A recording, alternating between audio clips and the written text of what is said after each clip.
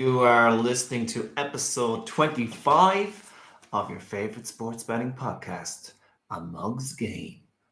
And here is your host, Smeg.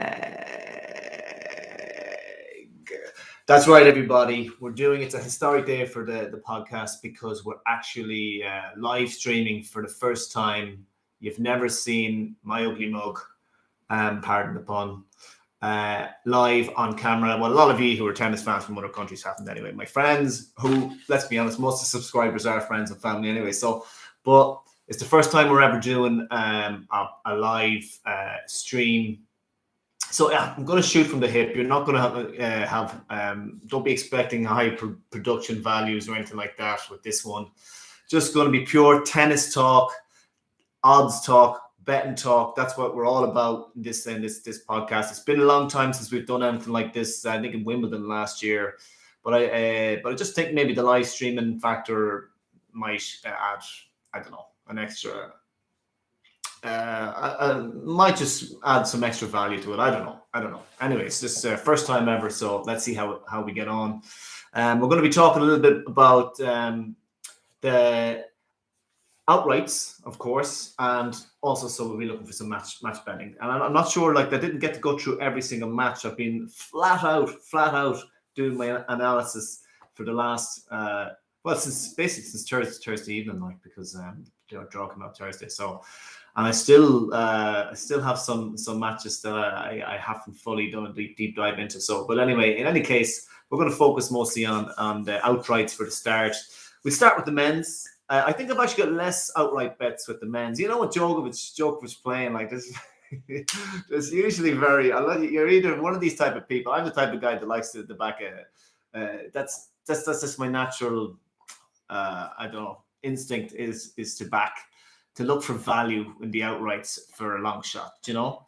And with Djokovic dominating men's tennis for the last, and Djokovic, Nadal, and Federer for the last 15 years, it's just been horrible for me as a long shot punter and trying to pick out a value winner. Although Dominic Thiem 40-1 2020 US Open got that one there, but I don't think it makes up for all the other big long shots we've had.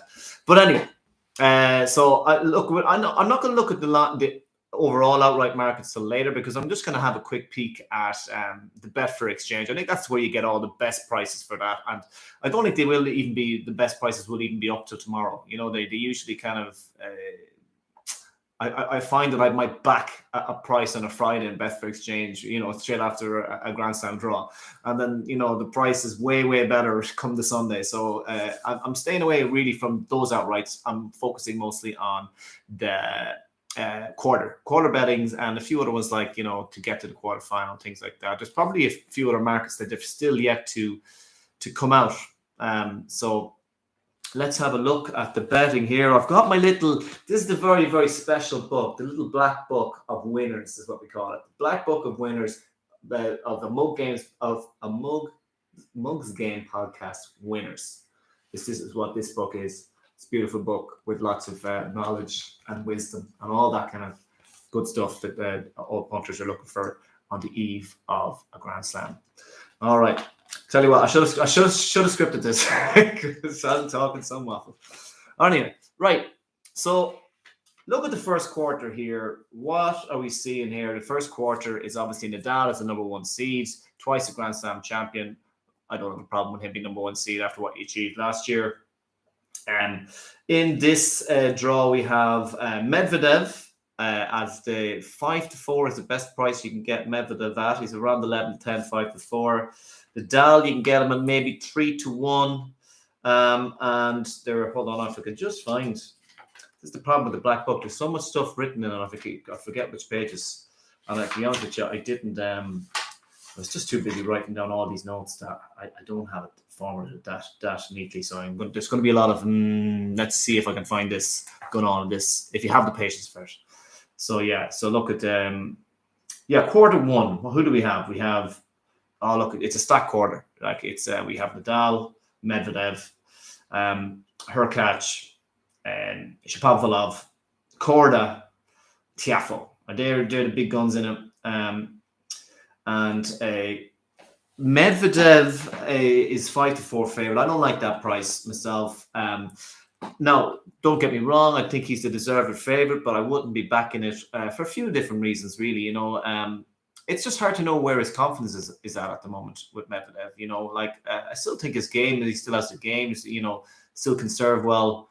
But it's more, what set Medvedev apart from me, from all the other kind of next geners, is the fact that, yeah, okay, he's got some, brilliant shot tolerance, big serve. But it was his match play, his mental strength that always set him apart. It was the fact that he felt that he could go against the big guns like the Djokovic's and the Nadals and win. And ultimately, that's why he is a slam, and the likes of Zverev and Tsitsipas don't have one yet, I would say. But he's seemed mentally fragile ever since that loss to Nadal last year. When he threw it away really in the final. It's there's even at the ATP Masters. Okay, first of all, his grass season wasn't great. Lost in a final very easily to Van Rijthoven. Obviously didn't get to play.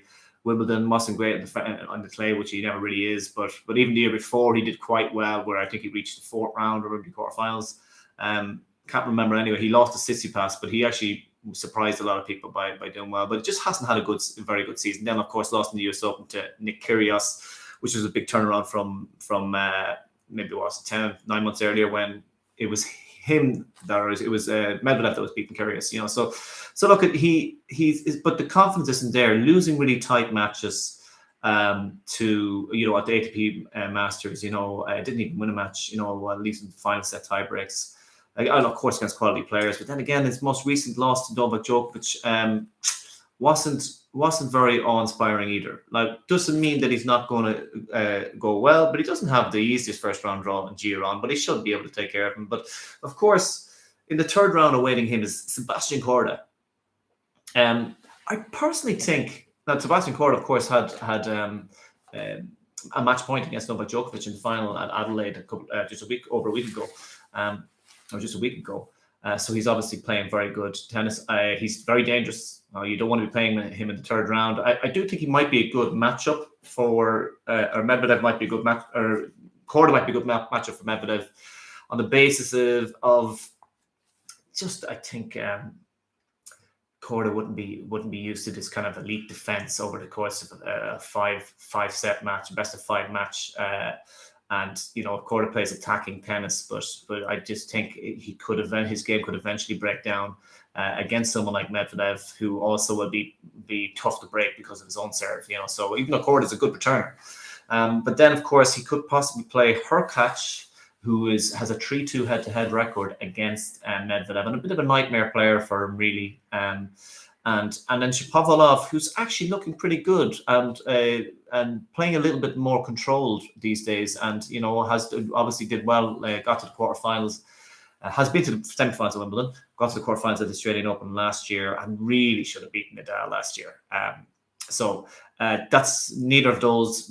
The Hurkacz matchup and Shapovalov, even though I think Medvedev has a decent record against Shapovalov, just the Shapovalov is looking good. And then, of course, Nadal is a 5-1, would be the worst case scenario opponent for him in the final or in the quarterfinal. Nadal is 5-1 head to head, and look, I don't think it matters as much. I think, Medvedev was really the better player for most of that final last year. And a lot of the matches that they had won have been close matches. Even before that final last year, it was Medvedev that won in a very tight match at the ATP finals. I do think there is a matchup issue. I think Nadal does have that kind of matchup edge against Medvedev, but it's just maybe the fact it's becoming less. It's beginning to swing the other way. As Nadal gets a bit older, it's beginning to swing the other direction. Okay, so just think of it like that. Korda third round, Hurkacz Shapovalov fourth round, and possibly Nadal in the quarterfinal. Like at 5-4, even if Medvedev was full of confidence, I wouldn't be taking that price. But add to the fact that there are question marks over his mentality and over his mental strength in tight moments. I'm not really sure I can be having that price.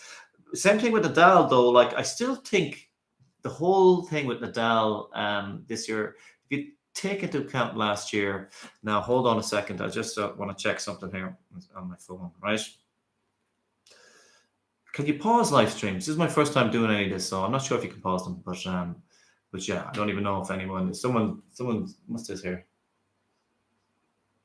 I don't know. Is that one listener there? I don't know. One listener, but it'll go out to you after. One listener, whoever you are. I hope you're enjoying the show. So yeah, yeah. So look, basically, I just think if Nadal did brilliantly last year to get to win the two slams, but you have to remember one thing. First of all, Shapovalov, he blew it against him in the quarterfinals. Like Nadal was there for the taking. Shapovalov blew it against him. Played Berrettini in the semi-final. Berrettini is the ultimate matchup. With Berrettini's terrible backhand, it's just the ultimate matchup for Nadal. Like, it's the perfect matchup for him. And Nadal took care of Berrettini very well. And Berrettini's a great player, don't get me wrong, but just matchup. And then really Medvedev what a fighter. Like, I love the man. I think he's a great man. But Medvedev did kind of throw it away a little bit in the final. Like, it was a great fight back by Nadal, but Medvedev, remember that fourth set, like, just started doing crazy drop shots and all that. Then if we go back to the French Open, you have to remember as well, went 5-set with Felix. Felix nearly beat him. Okay, Nadal did produce some great stuff in the fifth set there in the fourth round, but Djokovic was not himself in that quarterfinal. That was a really below par Djokovic. Like, in the fourth set there, I remember there was one kind of short ball, and I've never seen it ever that Djokovic even run to it. Like, it's such a gettable ball. Like, just wasn't physically right. Djokovic wasn't physically right. Then, of course, in the semi-final, you had.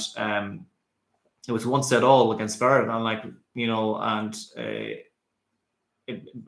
a third set tiebreak. If he didn't win that, like, he did get a little bit lucky. That Zverev actually had that horrendous injury. We don't know what would have happened. And then, of course, he played Casper Ruud in the finals, first ever Grand Slam final. It was a bit overawed, terrible matchup. So I think there was a little bit of luck involved in Nadal's runs. This is far from peak Nadal. He doesn't have a great draw. He would have to get through probably. Well, actually, he's got a terrible draw. Like, first round. We've seen Nadal, especially dropping sets like Cerundolo at Wimbledon, and who was it? Even lost, I think, against Fognini. Had played one of the worst matches of his life at the US Open there recently. He hasn't been starting these Grand Slams matches, at full pelt. And Draper is a nightmare draw, very aggressive player, the type of guy that has given Nadal problems in the past on a fast surface, he'll be up for it. He didn't get to the final down in Hobart. Was it Auckland or Hobart? I can't remember. But yeah, I think he lost the semis to Kwan, who went on to win the title. But so he's got a few extra days rest, and he'll be up for it. And then if he beats Draper, then he's got to play Nakashima. Nakashima, big server, won the next gen finals. It has a big, great backhand. For forehand, maybe it's a little bit dodge, but yeah, tough opponent second round. And then maybe Nishioka, Michael Weimer. Nishioka obviously has been in good form. Weimer is a solid player. Those are the type of players that Nadal should take care of easily. But it's not beyond the realms of possibility that they could at least, all these players could add some wear and tear to Nadal's body. It's not even if he beats them, wear and tear to Nadal's body. So I have like Nadal 1-3, Draper 1-4, maybe Nakashima. Maybe he won't even be 1-4. Probably 1-3 there too. Maybe then he'd probably have to be a bigger price, a shorter price against the Nishioka, maybe we'll say 1-5. So then you'd have to play Tiafoe or Kachanov. He has a good record against Kachanov, but I feel him with the way with Tiafoe's trajectory, and we'll talk about Tiafoe in a second. Tiafoe will get through. We'll get through that to the fourth round, and then so to go through that, and then to have to play Tiafoe, and then more than likely Medvedev, although not necessarily. It's still Nadal at 3-1 to look like. We keep on saying he keeps proving us wrong. And he's talking his game up. He says, "I'm ready." Like, the body's feeling good. He's feeling ready for this. But I I can't see it. I think this is a big challenge for Nadal. Like, and if Nadal goes on to win this Australian Open, say imagine if he beats. I'm in the mindset that Djokovic is the greatest of all time. But if Nadal goes on to win this Australian Open and beats Djokovic, to me that would be one of the biggest shocks ever, right? For me, because I just can't see it, and he's got a really tough draw. Wear and tear. So 3-1 is not a value to me. So the one bet that I took out this, and maybe rambling a little bit too much in these quarter bets, but the one bet that I took from here that I like, and I just went through the prices. Okay, so is Francis Tiafoe at 16-1. It's not going to be a big bet. It's going to be a half-point bet. But Francis Tiafoe, basically Altmaier, who I don't think has played in 2023 yet. Altmaier took Sinner to 5 sets in the US Open. So he's a one-handed backhand, serves pretty big. So it's not a gimme by any means, but look, I think Tiafoe should have the beating of him. And then probably Oscar Otte in the second round. I'd totally fancy Tiafoe there. And then Karen Khachanov. So I'm going to say it's about 1-8, 1-7. Probably Otte, he might be about 1-7, 1-6. Khachanov probably would be the favorite. Maybe I'd say probably be the 8-11 favorite against Khachanov. And then Nadal, I'd put him as a 13-8 dog against Nadal. If he ends up playing Nadal in the fourth round, it might not be. And he probably, if it was anybody else on that side of the draw, probably would be a favorite.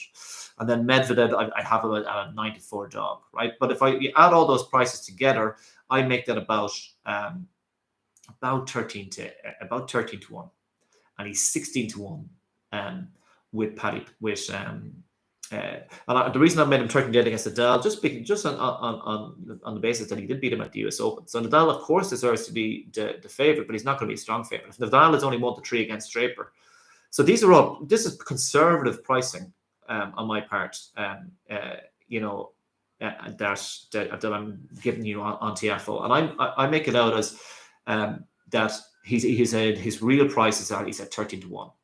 And Boy Sports and Betfair are offering 16-1. So for that reason, I think we have to. And also, you have to take into account that I'm putting forward the worst possible projected opponents. So maybe Medvedev wouldn't be. I wouldn't really fancy Tiafoe against Medvedev in the quarterfinal. That's why I have him as 94. But it might not be Medvedev. So, and there might be covering opportunities, absolutely. So at 16-1, I'm saying Tiafoe, brilliant run to the semi-final, went 5 sets, beat Nadal, obviously, beat Rublev comfortably, was winning tiebreaks like no tomorrow. Great server, explosive athleticism, forehand has improved, brilliant backhand, takes the ball early, has done well at the Australian Open in the past, even before he's become the player he is now. I think he's been to a quarterfinal. So I think his trajectory is good. 16-1, I think he is the value of this draw, because if his first 2 opponents aren't too difficult. Khachanov is so semi-finals at the US Open as well. To be fair to Khachanov, he is a tough opponent. He's a tough opponent. That's not a gimme. That's why I happen to pick him. Even when you consider that price, I still think 16-1 makes a good price. So going on to the next quarter. Okay, is there anybody else in that quarter that's worth mentioning? I don't think so, really. Obviously, you might have someone like Nakashima 33-1 or Draper, but they've got to go through the first and second round. They're really catching off as well. Is around the same price as Tiafoe. So the one I prefer there is Tiafoe. But catching off is still always perennially underrated. I've made a lot of money on backing Khachanov in Grand Slams. Just in the first, second rounds. Could Holger potentially, Jerry Diver with a comment, could Holger potentially give Djokovic a run for his money? So a speculative summer for him to win that.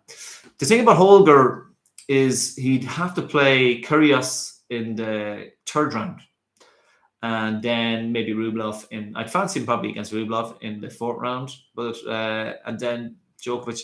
I don't know. The thing about Holger, I have a bet on Holger to finish in the top 8, so I don't have any money on him in this tournament, but I think, first of all, I don't know. It's too early to tell. I honestly still think he's a bit, when you win for example, a couple of years ago, Kachanov won the Paris Masters, at the end of the year, and like he was down to 25-1 to win the Grand Slam, and like winning the Paris Masters at the end of the year, and I know he bet Djokovic in the final. I wouldn't read that much into it.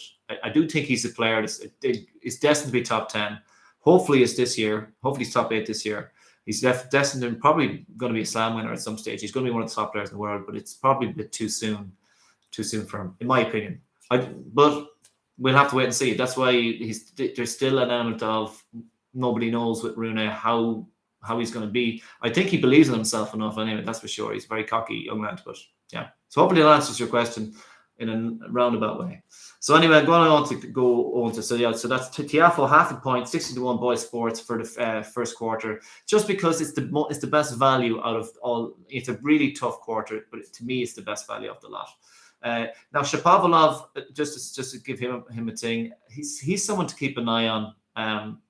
But once again, he has a difficult draw because he'd have to play Hurkacz third round, Medvedev, then maybe Nadal or Tiafoe, and he's only around the 12-14-1 mark as well. So price is about right.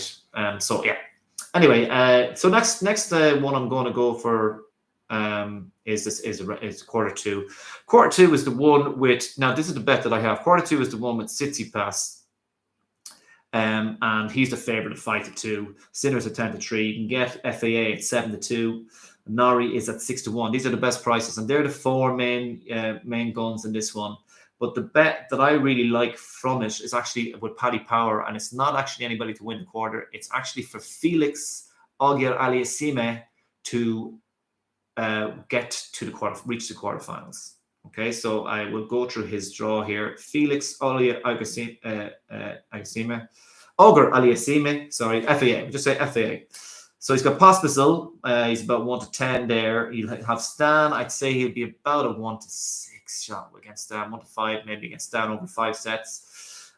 Worst case scenario, I think, is Yibing Wu. Is a very, very talented young player who got to the third round of the US Open this year, but was well beaten by, I think, Medvedev then. But he's worst case scenario in the third round. Then in the fourth round, so it would be probably worst case scenario is Nari. And because he's got a 3-0 head-to-head winning record against Nari, I have him as a 1-2 favorite on that one. Now he's 7-4 with Paddy Power to reach the quarterfinals. And I prefer that than either Tsitsipas, who's at 10-11 to reach the quarterfinals, or Sinner, because they have to play each other in the fourth round. And Tsitsipas has a good record against Sinner, but Sinner obviously Sinner has come a long way since that quarterfinal he played against Tsitsipas last year at the Australian Open, where he kind of just choked. He didn't turn up that day. And Tsitsipas does have a great record, no doubt, in the Australian Open, although he's got a tough first round opponent, big server in Haley's from France. So what my point is this: I have that marked as 1-10, 1-5, 1-4, and 1-2. These are the prices. When you add them all up, it barely makes 11-8. Okay, barely makes it. I have actually 1-6 there with Stan. So it really makes it 11-8 is a thing, or 6-4. And the price Paddy Power offering is 7-4, and that means it's value, right? Because I think it's good value. He's got a 3-0 head-to-head record against Nari. Nari's been playing over in New Zealand, and he lost the final, kind of choked away a final to Richard Gasquet. So he'll be a bit tired, but he's fifth. I expect him to get to the fourth round, but I just think Felix has, obviously the better head-to-head, bigger serve, the biggest weapon on the court, which is his forehand. He plays that 1-2 punch well. And Nari is solid, but he had a run to the Wimbledon semi-final where he didn't really have to beat any great players. He went 5 sets with Munar. He had, who did he beat as well? Goffin, was it, in the quarterfinal?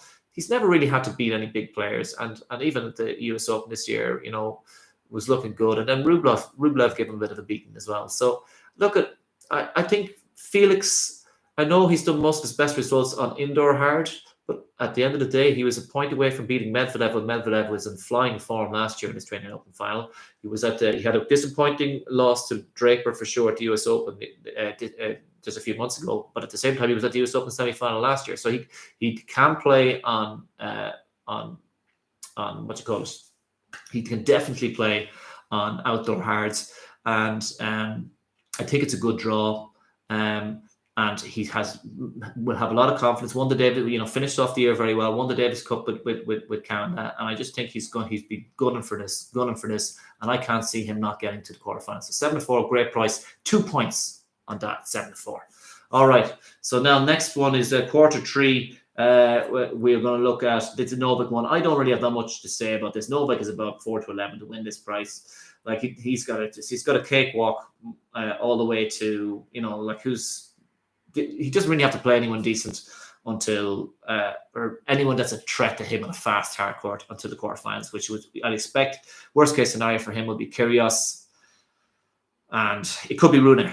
Kyrgios and Rune, Rublev. Kyrgios and Rune could kill each other in the third round, and maybe Rublev could take advantage of that in the fourth. Who knows? But I don't really fancy anybody here. Team is a 33-1. Great to see him roll back the years, but sure, how can you back it? There's just no sign of him being able to play that amount of tennis. So I don't have a bet in that quarter, but you just have to expect Novak to get through. But it would be great to see Rune in that quarterfinal, or to see Kyrgios in that quarterfinal. You don't want to see a Djokovic Rublev one quarterfinal. You want to see him tested by either Rune or Kyrgios. So hopefully that's what happens. Now there was a bet there. Kyrgios is 12-5 to make the quarterfinal, and Kyrgios is talking a good game. I was tempted by it. I was definitely tempted by that price. Just don't like the fact that he has to play Rune in the third round. Also, there's some injury doubts, things like that. He says he's fine, but so I'm not crazy about that. So yeah. Quarter 4, Fritz is at 5-2. I think he was at 11-4, but he's 5-2 to win this one, and I kind of can see why, because Berrettini and Ruud would have to play each other in the fourth round, where Fritz's worst possible opponent would be Zverev in the fourth round. But Zverev Zverev's at the United Cup. He just looks so poor, double faulting and all over the place, not even moving that well, just no confidence in his game. So Fritz does have a great draw. Basilashvili has started off the year so poorly. Papiran will be a second round opponent. Okay, he'll have the Australian crowd behind him, but look, at Papiran is just not consistent enough for someone like Fritz. I can't see that winning. Now, Kecmanovic did bring. Kecmanovic could be dangerous because he did push Fritz to had a good Australian Open last year. I think got to the fourth round, and he did push Fritz to a final set tiebreaker in Indian Wells when Fritz had his big Indian Wells run. But you still think Fritz should be good enough there, and then 1-3.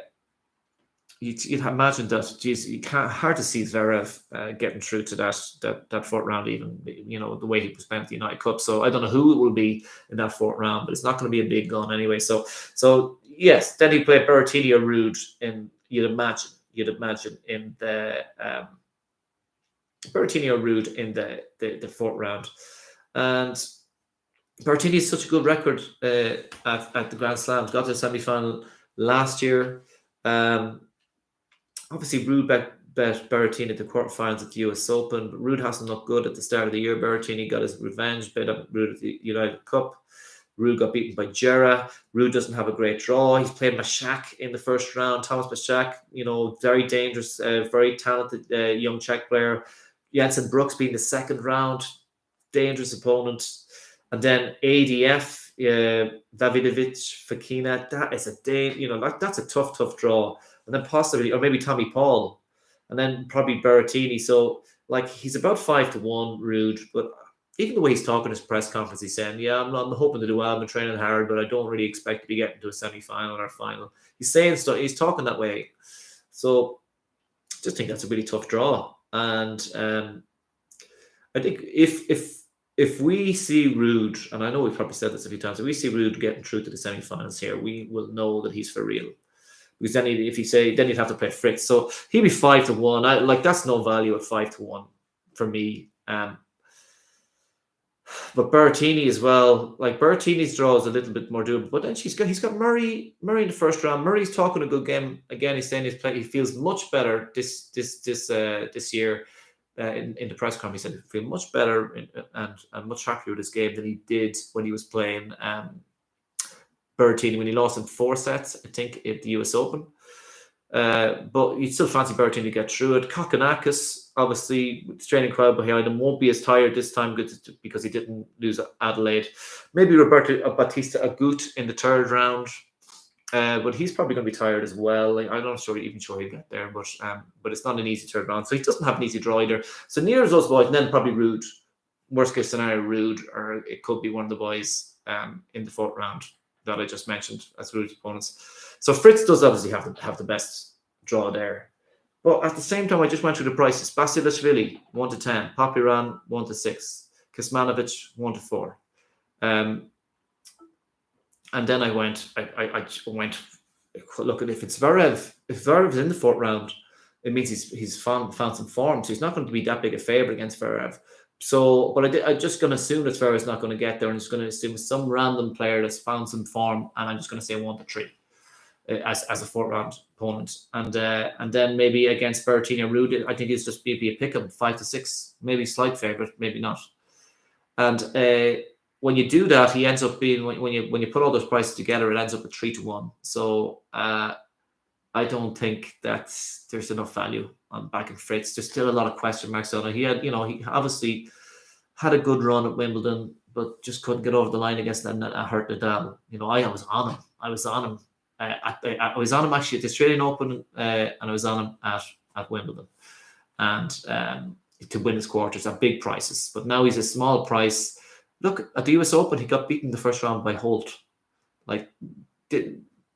Fritz has not proven that even though this is a great draw for him, he has not proven that he deserves to be such a big favorite in a slam, in a slam quarterfinal.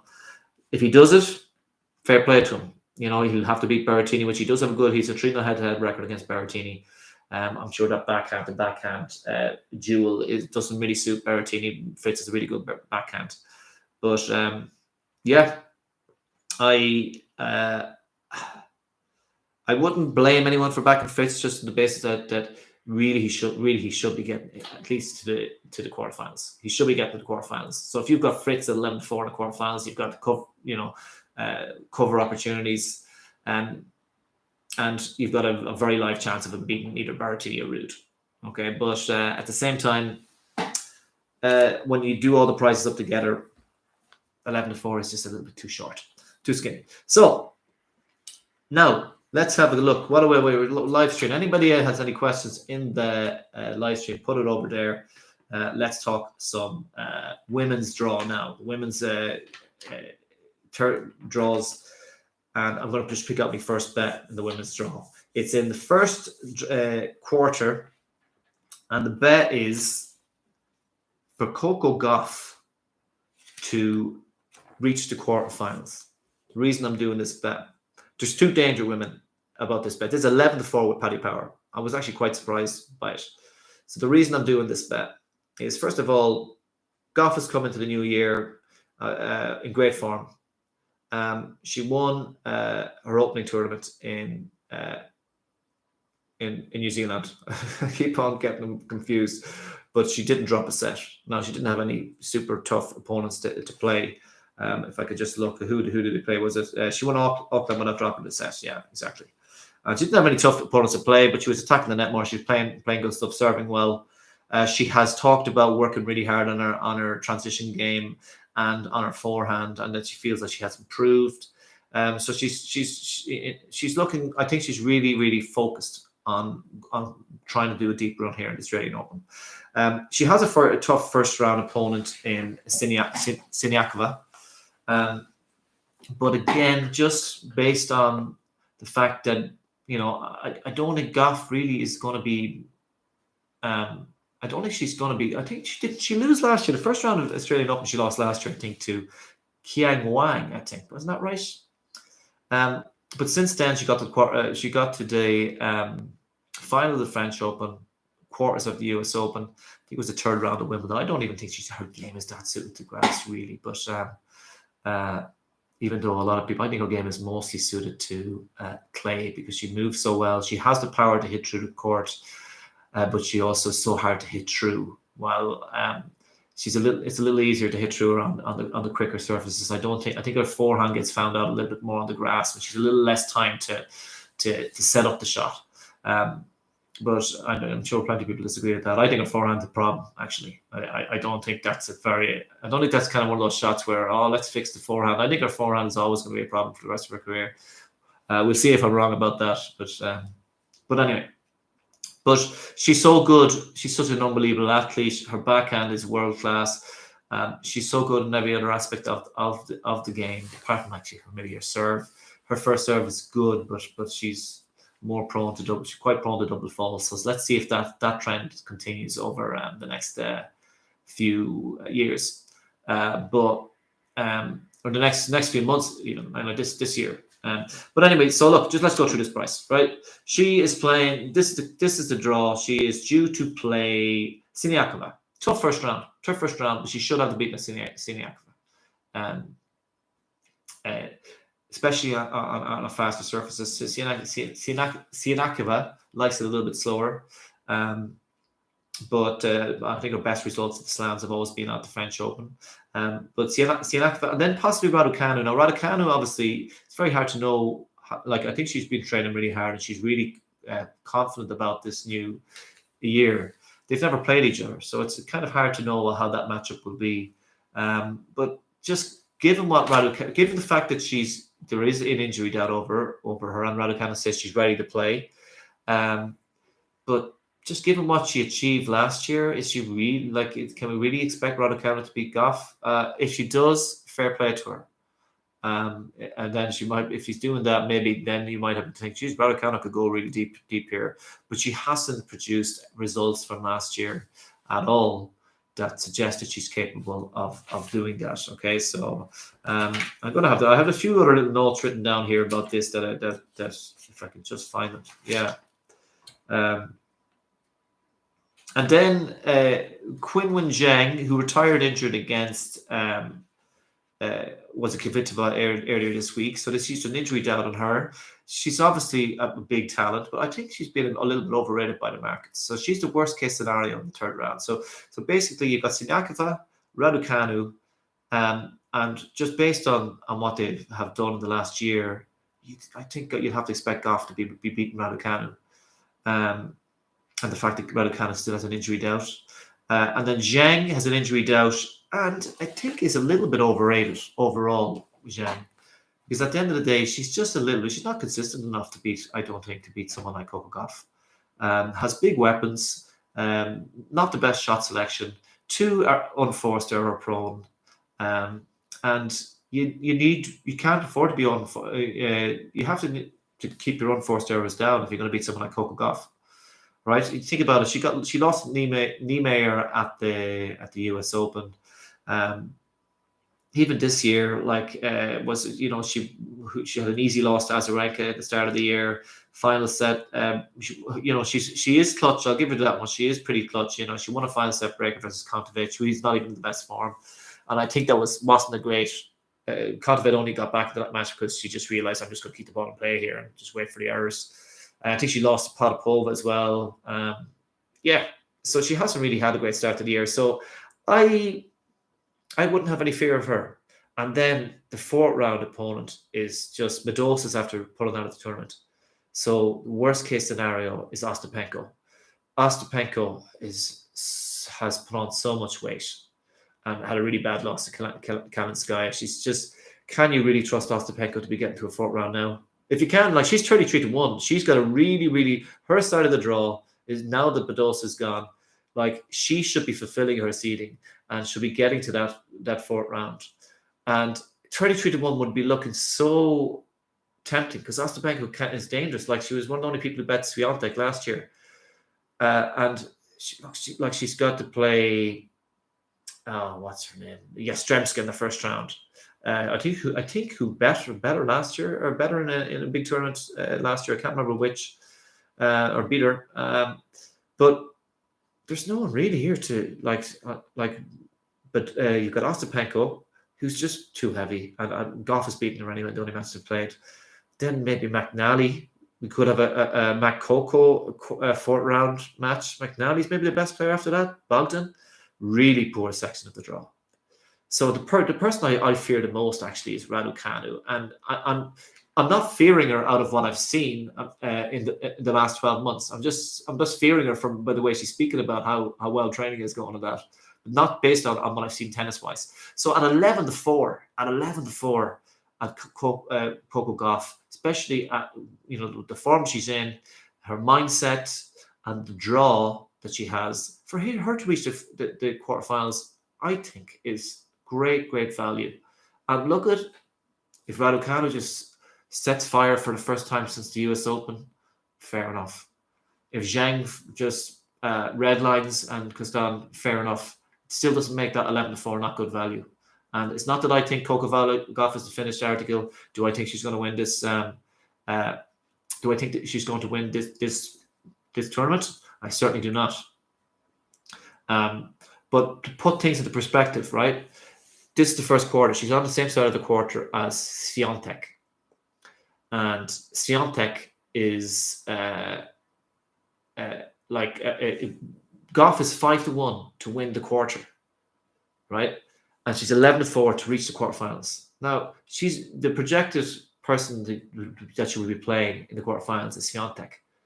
And Swiatek always hammers Goffs, always just owns Goff, has destroyed her on every match they've played. Bageled her in sets, all the whole shebang. French Open final last year, the WTA finals, the whole lot, right? So how can 5-1 be value? If she's 11-1 to reach the quarterfinal, right? And she's going to be a big dog against someone like Swiatek, and she probably won't even be a big favorite against whoever's there. Like if it was Collins, that will basically be a pick'em. So that's not where the value is. The value is for her to reach the quarterfinals, especially since the price didn't change. It was 11-4 yesterday. Heard the news that Badosa is out of the tournament. The price hasn't changed. It's still 11-4. So I'm going to go 1.5 points on Coco Gauff to reach the quarterfinals with Paddy Power. Thank you very much for that. Yeah. So anyway, let me see. What have we got here? Is there any other? Oh yeah. So the quarter. Just another point about that quarter.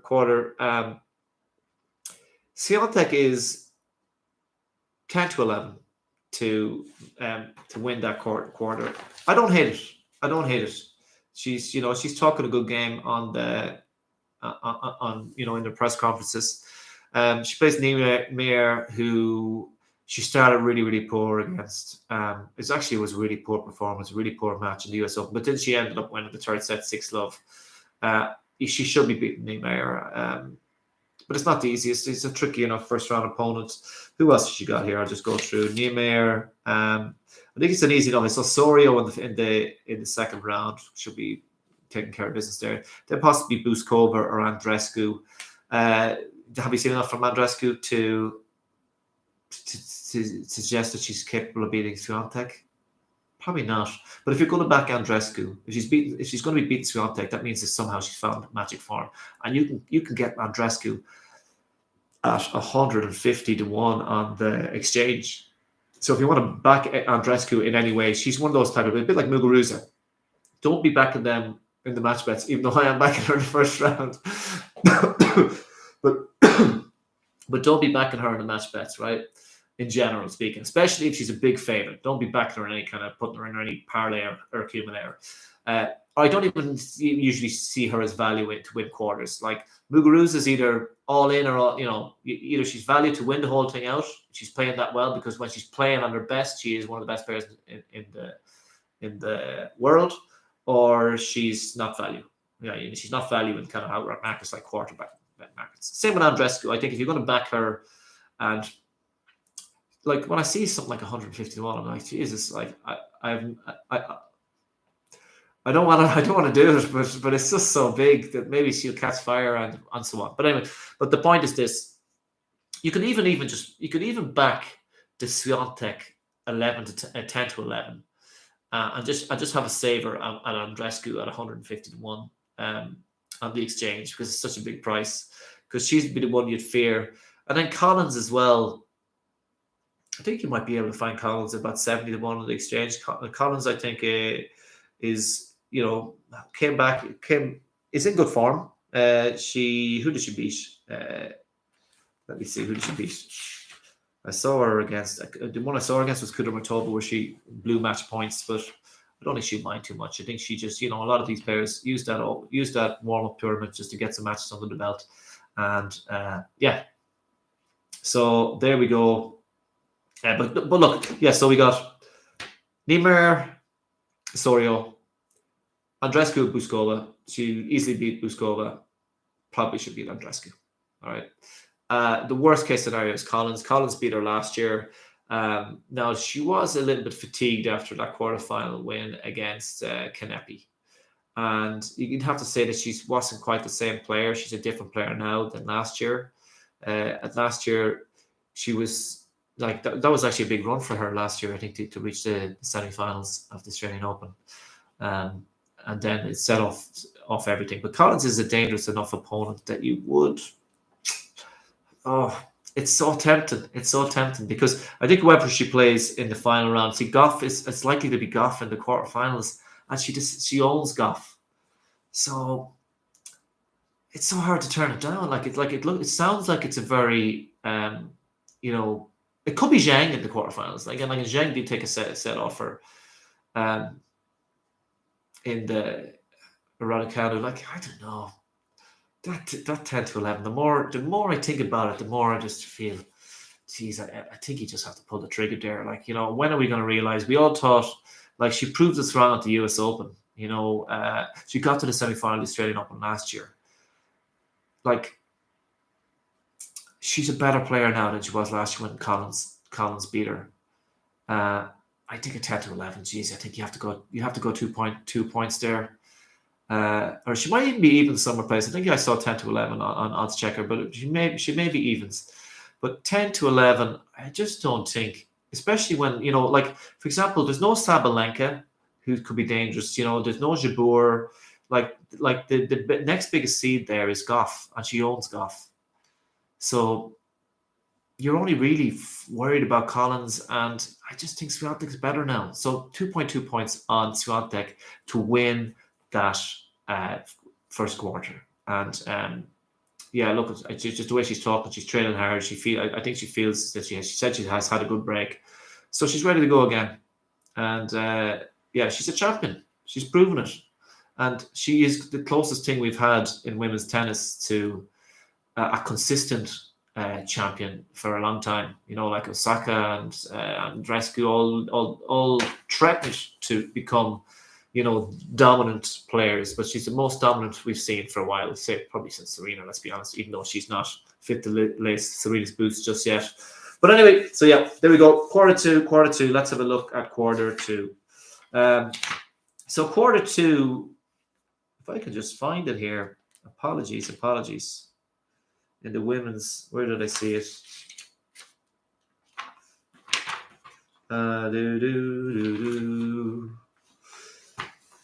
This is where people start getting bored. As if you haven't been getting so bored already. All right, so I still can't find quarter two. Oh, Jesus, what's in the quarter? Who's in the quarter? Hold on a second. I'll find it. Now, wait a sec. Live stream. If you have anyone, no one's. I know there's only 2 people watching. Who are these 2 people who are watching? That's what's confusing me. And if you're wondering why am I putting all this effort for 2 people, for just 2 people to be watching, the reason I'm putting it all in is because it's going to go up on YouTube anyway. So see, live streaming. If I had someone else to live stream with and to kind of and have a chat with, that'd be much better. But anyway, quarter two. Yeah, here we go. We'll find it here. Yes, I. Well, that's a brain fart on my part. Yeah, so I actually have a bet here. Yeah, I have a bet. Quarter two. But I just don't know what I wrote down on my notes and I just can't find them now. So quarter two is Jessica Pegula's favorite, 11-4. Krejcikova at 11-2. Keys the same price, Sakari same price, Kvitova at 13-2. And if you can get Kvitova at 7-1, Azarenka 10-1, Anisimova 16s. I think people like Kenin are at 33s, Kostyuk, Kalinina at 20s. Is there anyone else there that I meant to say actually, Davidovich Fekina is at 50-1 with Bet365 to win quarter 4 of the men's Australian Open. I'm just going to have a small bet on that. I just thought I'd mention that just because if you're looking for some kind of wild outside shot, I just have a feeling like the guy moves like a dream. He returns really well. Doesn't have the biggest serve, but he's just such a dangerous player. And I think he do think he likes the big stage. He got to the final on clay in Monte Carlo. So he's just someone to, if you're looking for a big price, 50-1. I think that's not a bad price. Anyway, getting back to this nonsense here. Yeah, there's no big outsider. Oh yeah, maybe. Okay, so let's talk about this. Pegula. Who does Pegula play? Now this is my problem here. I have to go back onto the thing. Hold on, I'll find it. I will find it. Women's Australian Open hard. Is this the one here? Yes. Okay. Australian Open. Pegula, this is her draw. Pegula has Christian, Sasnovich, Anisimova is the worst case scenario in the third round. Maybe Kostyuk. Then Krejcikova or Kvitova, and then Keys or I think Sakari. Sakari has a very nice draw. If she's able to take advantage of it, that's a different story. But she does have actually probably the nicest draw of the lot here. So I'm just picking. It's not necessarily the easiest draw of all, but I'm just going to be picking Pegula. I think she deserves. She has been an unfashionable pick, for a long time. She's kind of like, even the likes of Stevens and Madison Keys. You'd nearly say that, even though Pegula is ranked 3 in the world, I think, you'd nearly say the likes of Keys and Stevens and that they have a bigger profile over there in America than Pegula amongst tennis fans. Of course, Stevens has been a Grand Slam champion, so on. Keys has been to the final, but Pegula, I think maybe because she's a late bloomer, she just has always kind of gone under the radar. But she's been so consistent in Grand Slams. And last year, I think was it the quarterfinal or the fourth round? I think it was a quarterfinal. If I can find where I wrote this in the notes, and do I have it here? Yeah, I'm beginning to get tired, guys, and I'm only getting started as well. So, yeah, Pegula, where are you? Where are you here, Pegula? Where are you? Pegula.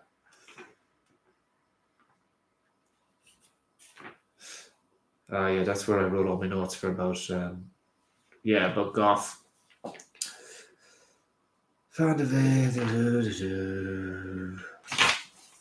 Pegula. Oh, Pegula. All right, so Pegula, yeah. So basically, look, I'm just saying she's 11-4. This is my tip, right? She just does not lose to people like Christian Sasnovich. Sasnovich is a good player. She doesn't lose to people like Sasnovich. Anisimova, Kostyuk has flattered to deceive for years and years now. Not consistent enough for a player like Pegula. Anisimova, big hitter, doesn't move well enough. Pegula, it will be able to be. Is so consistent, but also will be able to move Anisimova around the court. She changes direction so well. Pegula, she takes the ball early. She's just such a great ball striker. So I'd fancy her against Anisimova, who looks a little bit, doesn't look super fit, So that'd be potential third round opponents. Then we have there's question marks over Krejcikova because she's barely played any tennis coming into the tournament. She's obviously dangerous. Kvitova is dangerous. Kvitova has a good record against Pegula, but Pegula, just showed how much her trajectory. She got over the hump of the Kvitova head-to-head at the US Open there a few months ago, where she beat Kvitova, I think, in the quarterfinals. Was it the fourth round of quarterfinals? I can't remember. It was one of those very, very handily. And Kvitova is also one of those players who is capable of having a stinker, just capable of losing in the first round. So she might not even be her. So it might be a surprise fourth round opponent there. Might be Krejcikova and Kvitova. There's still question marks over them. And then Keys and Sakari. Sakari still hasn't convinced. Lost to Wang in the US Open, has lost to Tatiana Maria at Wimbledon.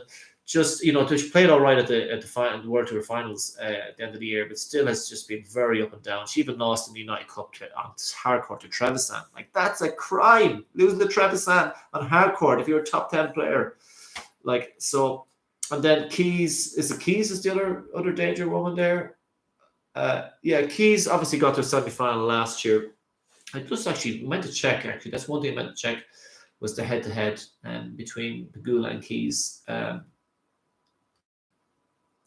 Be able to find it now. Pegula, Keys, head-to-head. If it is Keys, it could easily be Keys. I wouldn't be surprised if it is Keys in the quarterfinals. Again, I would say it's not. It's just 1-0. What was it? When was the match?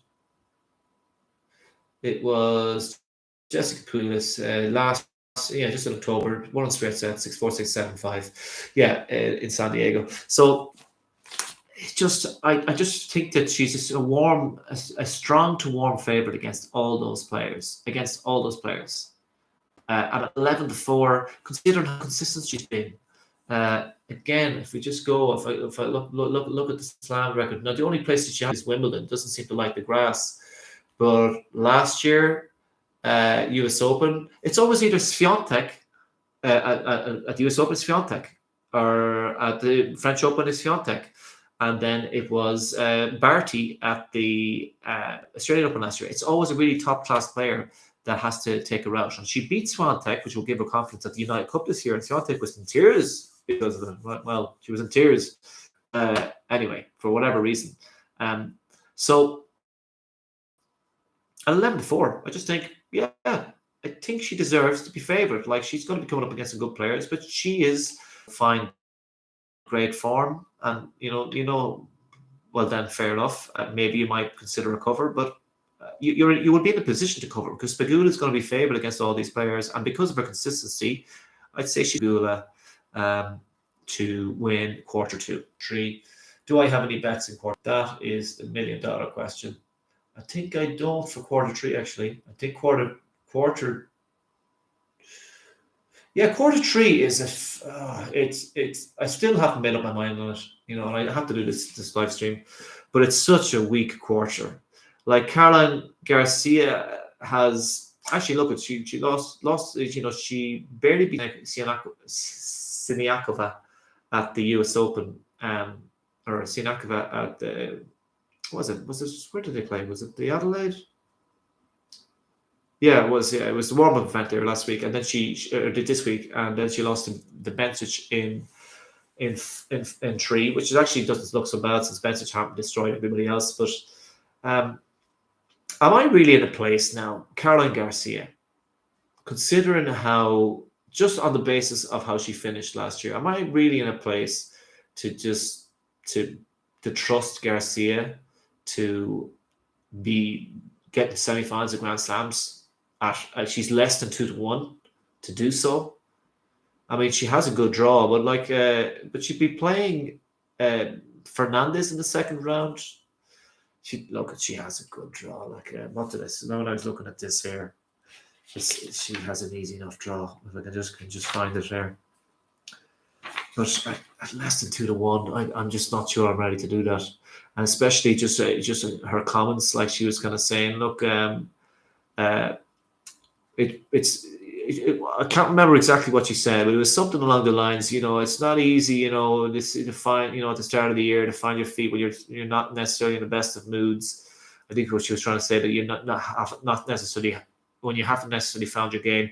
And she is one of those players where it's kind of, there's no in between with her. She's either really, really bad, or at least historically, she can win with her A game, but she has very rarely been able to win with her B game. She's one of those kind of, she's always been one of those players. So I don't know if I can bring myself to be back in that yet, even though I think her draw is fairly straightforward. If actually I'll just, I'll be able to find it here again. No. Where does it say it? Oh, no. I've got too many things open here. Main draw. Where does it say main draw? Yeah, here we go. So let's have a look at it again. So Caroline Garcia. Oh, geez, that's an easy draw. All right, so Fernandez, and then probably Begu in the third round. Look, if she's in good form, she's taking care of Begu. But that's the thing: is she going to be in fine form? Like Garcia is capable of losing to anyone, or at least the old Garcia was. And it's just too soon. She had a good run. Actually, I was on her at 33-1. Actually, in the grass court tournament, I can't remember where it was. Was it Eastbourne or somewhere like that? No, I think it was in Holland. Herten is not the one you call it, and she beat Andrescu in the final. And then she went in a bit of a run. Then Buskova better, I think it was in the fourth round at Wimbledon. But she kept going. She got to the semi-final at the US Open. So she moved on from Wimbledon and kept that good form going from that win, good run in the grass. And then did well. Obviously had a great W2 Tour finals. So yeah, she kept that form going for quite a while. But still, she had a similar run a few years ago and then wasn't able to back it up the year. I think it was a few years ago. I can't remember when it was. It was when we first started the pod, and I actually tipped her up in one of our first episodes as 80-1 to win the US Open. And ever since then, she's never I think this time last year she would have been about 300-1 shot to win on the exchange, at least, to win the US Australian Open. So a lot has changed in the last while. But just for comments, then the fourth round will be maybe once again Contivate in her form with her confidence levels. Alexandrova maybe is the danger girl here. Not exactly the most trustworthy. There's no one else there that really would scare you too much in that lineup. Lynette, Townsend, no, Jesus. But thing about it is, she could play Kudermetova or Kasatkina. Or Pliskova. I think she's got a decent record. I think she might even have a winning record against Pliskova, and that's in spite of the fact that she's been really, really inconsistent her whole career, basically. So that's a good sign for her. So the one person I'd fear there is Kudermetova. And Kudermetova has a good draw, really. She's got Zaneska, Volnets, and maybe Xiao Zhang, who hasn't started the year in very good form, and that's the worst case scenario in the third round. And then Kasatkina or Pliskova in the fourth round, and then Garcia in the see, she's 4-1. Look, she's got two, winnable 2 early rounds. Maybe Xiao Zhang could be dangerous if she finds some form. I just don't think there's any. And the Kasatkina, I don't have any faith in her either. Yeah. She's about 5-1, 6-1. There's no long shot here that you really fancy here. Like Fernandez maybe, but if Garcia's in form at all, she's just beaten Fernandez in a fast hard court. That's just what's going to happen. So, but then the price for Garcia is just 7-4. It's just too short. I can't be backing it because I'm just not ready to fully trust her. Especially since that, Kudermetova, I think, is a likely opponent in the quarterfinals. And even if Garcia is playing well, she's not guaranteed to win that, even though I'd fancy her to beat Kudermetova, to be honest. So, look, I'll come back to it. But anyway, this is my main bet, actually, from this thing. I'm going to go on to quarter four. Quarter four. And this is a long live stream. I should be looking at this. Here's the live stream here. So have we got many people looking? Only 2 people looking here. Nobody's looking anymore. Right. Okay, that's not a good sign. Anyway, so quarter four. This is the main bet for quarter four. Quarter four is, I think, a great bet on Jabeur to win or to reach the quarterfinals at 21-10 with Paddy Power. Right. Now, where did I write all this thing? Jabeur. Okay. Here's the thing. Jabeur. Just talk about, he had a back injury scare in a press conference. You're saying, yeah, back injury is good. Everything's good. No problems. the next thing she said was that she's really, really determined to do well. She's not going to be happy with just making a quarterfinal. She wants to be world number one. She's got big goals. And when you might say sometimes people can talk themselves up and put themselves under too much pressure, but she's been saying that about, she said that about Wimbledon, like, and she got to the final, right? She's been, so she backed it up. She got to the final US Open, backed it up, right? So she has been backing it up. Like the only time, she, like, obviously she had a bit of a shock in the French Open in the first round, losing to Lynette of all people on clay, but since then she's really backed up in the big tournaments. I think she's really playing for the big tournaments now. And just look at 21-10, the fact that she's confirmed that her injury is fine, that her back is good. Zidansek, good first round for her, because Zidansek, if it was clay, it'd be a different story. But Zidansek on a fast hard court, that backhand is going to get exposed, and even her forehand, like, which is a good shot, when you take time away from it, she struggles a bit with it. Yeah. So Zidansek, good first round for Vondrousova. Has finished, was injured for most of last year, but finished off the year with some very good results. But at the end of the day, fast hard courts, you'd have to suit the woman with all the weapons, and the woman who's able to play really attacking tennis and play, and the thing about Vondrousova, she is a great defender, and that's why she's so good in clay. And she also, her brilliant at the drop shot, that's one of her trademark shots. She's really poor. She can't really flatten out the forehand. That's one thing I've noticed about her. If you ever noticed watching Vondrousova play, like, all her forehands go cross court. She can never change. She doesn't change direction easily, and go down the line, which is, which also just makes her quite limited as an attacking player. And you need to have a lot of things. You need to have a lot of, I suppose, what's the thing? Bowls. What's that phrase? Something. Strings to your bow or whatever. If you want a lot of weapons, you need to have options. On fast attacking options on a fast court, hard court. The other thing about it is the head-to-head is 3-1 in favor of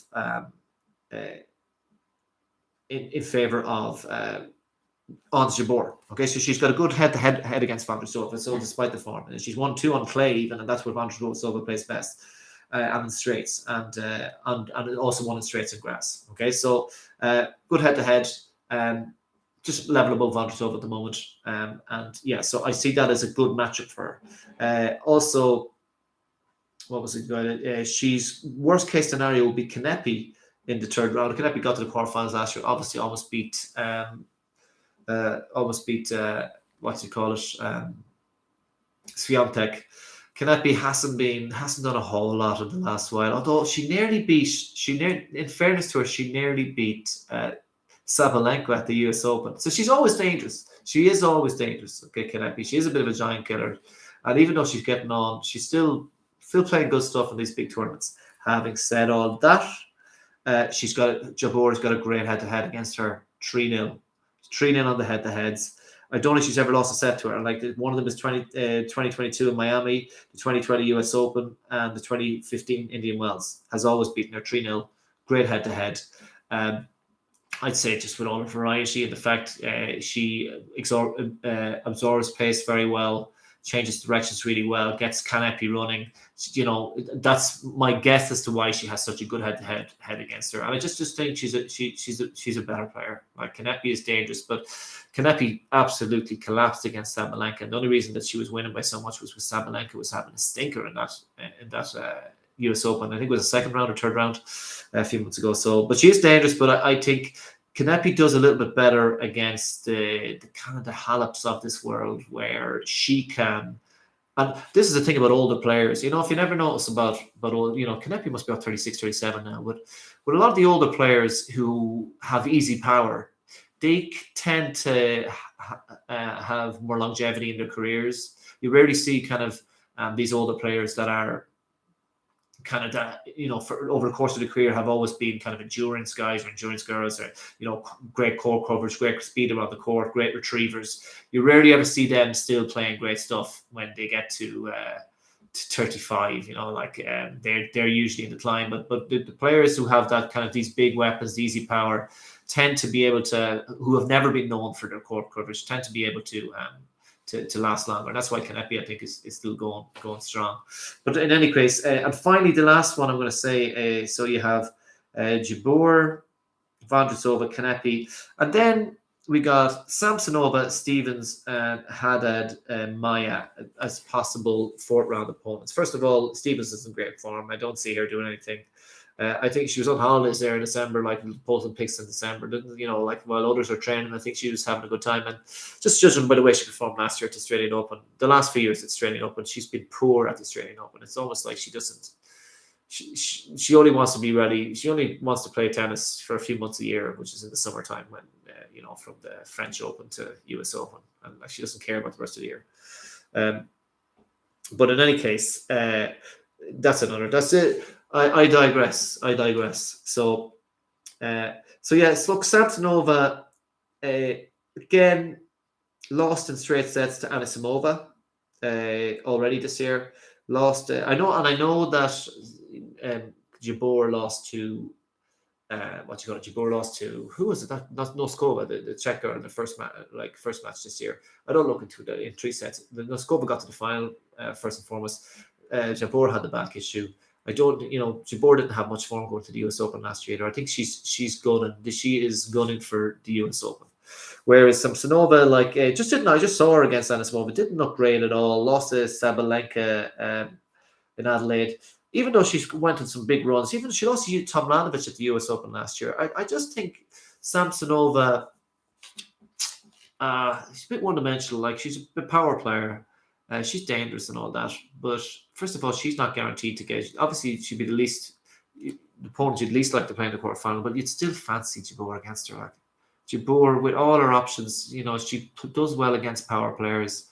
And for all her good results, where I think she won in Washington and she won in Cleveland last year. Samsonova doesn't. I think she beat Sasnovich in the final in Cleveland. Samsonova doesn't really have that many big scalps, especially in big tournaments. So it's not someone I'd really fear. So let's have a look. Let's talk this through again. Zidansek, easy on hard courts. Vondrousova, good matchup, especially in a fast hard court. Kanepi, good matchup, good head-to-head. Dangerous, but would be a very warm favourite there. And then in the fourth round, worst case scenario is Samsonova. Could be Haddad Maya, but Haddad Maya hasn't done very well in the Grand Slams, despite her good form from the grass court season onwards. Hasn't done well in Grand Slams, so Samsonova is probably the likely one, but probably a good matchup. And Samsonova has it all to prove against someone like Jabeur. So that at 2-1, at more than 2-1, 21 to 10, I'm going 2.5 points on Jabeur to win. To reach the quarterfinals. And if you think about it, she's over 2-1 to reach quarterfinals. The reason that she's 4-1 to win the quarterfinals, but she'd end up playing either probably Sabalenka, who's won a title already this year, or Benson, who's won a title already this year. So do you really want to back to 4-1 for her to win the quarter against one of those two form players who I think Samsonova or with Sabalenka is the head-to-head is fairly even. I'll have to double check on that. But you don't need to be back in the 4-1 there. Back to 2-1 on her to get to the quarterfinals. And don't worry about then you can just sit back and relax and enjoy whatever the quarterfinal is against Sabalenka and Urbancic, who the most likely opponents. So there you go. There's the quarter opponents there. There's just one other one there I'd like to draw your attention to. That I want to do a 3-point bet on is Bencic. Bencic is in unbelievable form at the moment. She just hammered Kasatkina. She beat Garcia. She just hammered Kasatkina 6-2 in the final there. Where was that tournament anyway? I can't remember because I think Lauren Davis won the one in Hobart. So I think it was Australia there. It's was it Adelaide too as well. Anyway, but she just won the final there. And she hammered Kasatkina. And she's basically beaten everybody very easily. I can't remember who she's beaten, but she's beaten everyone. All you need to know is she's in great form, right? Sorry, I don't have the notes here in front of me. But do you really want me to go and start looking around pages for the next few minutes, a few seconds? Again, no, I don't think you do. I don't think you do. So, Bencic, look at this. Tomova in the first round. In her form, Tomova doesn't have a lot of form here. Actually plays okay on fast hard courts, but just the way Bencic is playing, the confidence that she has, got to be backing her there to win that. Then you've got Brangle or Liu. Is it Brangle? Probably Brangle in the second round. Is it Brangle? Like Brangle just doesn't have the weapons. Is not going to be beating Bencic. And finally, Pavlyuchenkova or Georgie. Pavlyuchenkova is just back from injury. I saw some quotes for her. She's just happy to be back on the court. She's not the Pavlyuchenkova of old, right? Georgie, it's the same old Georgie. I think she has Bencic leads the head-to-head 3-1 against Georgie, right? And the only time Georgie won was when Bencic retired, right? Last time was in 2018, 6-2, 6-4, and in 2019 Fed Cup 6-2, 6-4 against, and then 2018 6-4, 6-4 New Haven. So she is a good matchup for Bencic. She hasn't changed. You know, she's basically been the same player for the last 10, 15 years.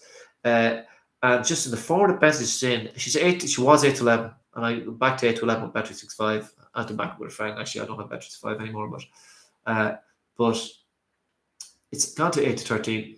I still think it's good value. I can't see any scenario where Bencic doesn't. I know it's Bencic. Bencic is capable of throwing in a stinker, but with those opponents and with how she's playing, it's just hard. You have to be backing her to get to the quarterfinals, probably, or the fourth round. It's just for her to reach the fourth round at 8-13. 3 points, you'll win almost 2 points from it, and it seems like an easy 3 points. A 3-pointer to me with the form that she's in. The toughest opponent she can play, she has a good head-to-head against, and has a form advantage against as well. And then the first 2 easy opponents that she play are just as easy as you're going to get in a Grand Slam. So, got to be done, I think. Got to be backed. So apart from that, can I go to some match bets? Have I looked at a lot of this? Okay, this is 1 hour 17. So we're going to keep going. Well, actually, do you know what? I might stop this stream for now. Might stop this stream for now, because I've just given you all the outright bets. I think actually I might just look at some of the outright bets. But I'll just say, like, for example, when I talk about the outrights, I might actually talk about the actual outrights, not the quarter bets, not the actual outrights. So I'm just talking at the end of when I talk about the match bets, because I need a little bit of break now, and nobody's watching anyway. So so it'll go up tomorrow, or we'll put it up, and sure, we'll see how it goes. Anyway, so hopefully you like those bets. So I'll just name them out for you one more time. So at the end, so what bets did we go for? We went in the men's.